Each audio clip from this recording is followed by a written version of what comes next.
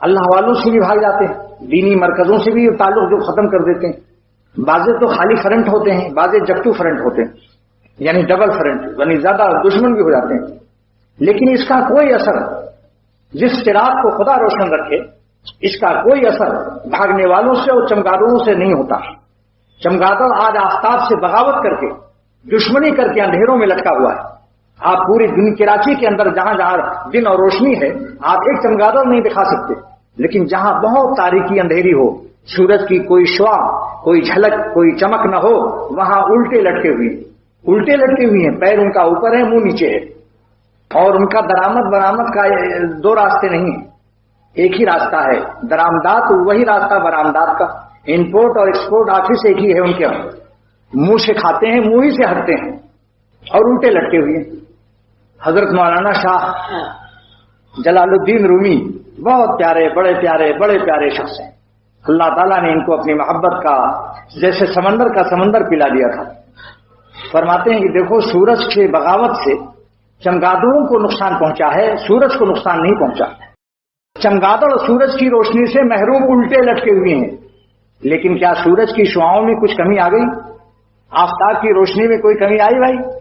چمگادڑوں کے بھاگنے سے, بغاوت کرنے سے انہوں نے شرائط کر رکھی ہے کہ ہم سورج کی طرف نظر بھی نہیں ملائیں گے, نہ سورج کی روشنی میں جائیں گے. ہمیں روشنی سے ضد اور بغاوت اور دشمنی ہے. سارے چمگادڑ کی پنچایت اور میٹنگ اور گول میز کانفرنس سب کچھ ہوئی, لیکن وہ اندھیروں میں ہیں, سورج کی روشنی کو کوئی نقصان نہیں پہنچا. حضرت جلال الدین رومی رحمۃ اللہ علیہ فرماتے ہیں کہ اللہ تعالیٰ انبیاء کو اور اولیاء اللہ کو ہدایت کا سورج بناتے ہیں. جب تک نبی زندہ ہوتا ہے, اس کے آفتاب نبوت سے امت کو روشنی ملتی ہے. جب نبی دنیا سے تشریف لے جاتے ہیں تو اولیاء اللہ, وہ نائب رسول اللہ ہوتے ہیں, ان کے دل کو اللہ تعالیٰ ہدایت کا سورج بنا دیتا ہے.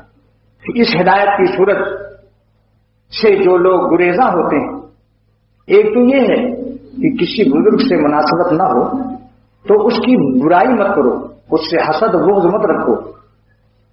آپ بے شک جہاں مناسبت ہو, جہاں فیض حاصل ہو, اپنا روحانی گروپ ملا کر وہاں چلے جائیں. لیکن اولیاء اللہ کی برائی مت کرو. اس مناسبت نہ ہو, بے شک نہ ہو, آپ کسی دوسرے ولی اللہ سے دین حاصل کر لیں, کیونکہ مناسبت نہ ہونے سے واقعی دین نہیں ملتا.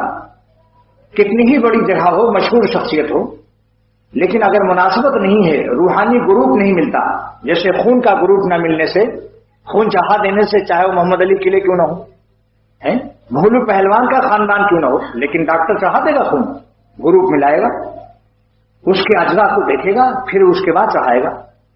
ایسے ہی اپنی روحانی گروپ کو ملاؤ, جہاں بیٹھ کر جن کی صحبتوں سے دل میں اللہ کی محبت بڑھنے لگے اور دنیا کی محبت کم ہونے لگے, اور اس کی ہر بات دل میں اترتی جائے, نشتر مارتی جائے, تو سمجھ لو یہاں ہماری مناسبت ہے. اور اگر دل میں نہ گھسے اور وہاں نیند بھی آنے لگے اور کچھ پتہ ہی نہیں چلے کیا کہہ رہے ہیں, تو معلوم ہوا دل سے دل نہیں مل رہا ہے. میرا ایک شعر اپنا یاد آیا, آنکھ سے آنکھ ملی دل سے مگر دل نہ ملا. آنکھ سے آنکھ ملی دل سے مگر دل نہ ملا, عمر بھر ناؤ پر بیٹھے مگر ساحل نہ ملا. زندگی گزار دو کسی شخصیت کے پاس, چاہے بڑی مشہور ہو, علم و عمل سے بہت اونچا بھی ہو, اگر مناسبت نہیں ہے تو وہاں فائدہ نہیں ہو. اس لیے دیکھو کہ مناسبت کہاں ہے, اور جب مناسبت ہو جائے تو پھر یہ نہ دیکھو کتنے لوگ وہاں آتے ہیں, مجمع بھی مت دیکھو, یہ محبت رکھو کہ ساری دنیا اگر اس کو چھوڑ دے ہم اس کی جوتیاں اٹھاتے رہیں. الحمدللہ مسجد میں اعلان کرتا ہوں کہ شاہ ابرار الحق صاحب دامت برکاتہم سے اختر کو اتنی ہی محبت ہے کہ ہم یہ نہیں دیکھتے کہ کتنے لوگ حضرت سے تعلق جوڑتے ہیں, کون آتا ہے کون جاتا ہے. ساری دنیا اگر ان کو چھوڑ دے تو انشاءاللہ تعالیٰ اختر نہیں چھوڑے. یہ محبت شیخ کی ہونی چاہیے.